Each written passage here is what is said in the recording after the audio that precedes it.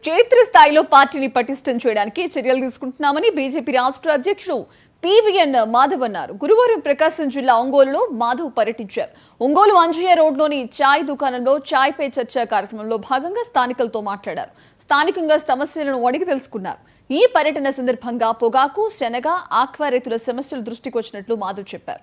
ఇక ఈ సమస్యలను కేంద్ర రాష్ట్ర ప్రభుత్వ మంత్రులతో చర్చించి పరిష్కరించే దిశగా కృషి చేస్తారని స్థానికులకు మాధవ్ భరోసా ఇచ్చారు.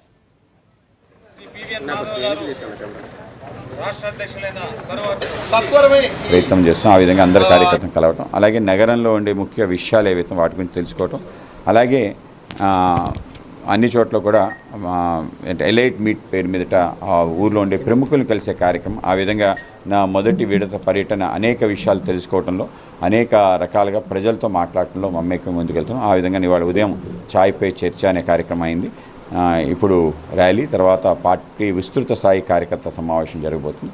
ఆ విధంగా మా పర్యటన అన్ని చోట్ల మంచి పెద్ద ఎత్తున ఆదరణ, అందరిలో కూడా ఒక మంచి సంకల్పం, ప్రతి కార్యకర్తలో ఉత్సాహం కనిపిస్తుంది.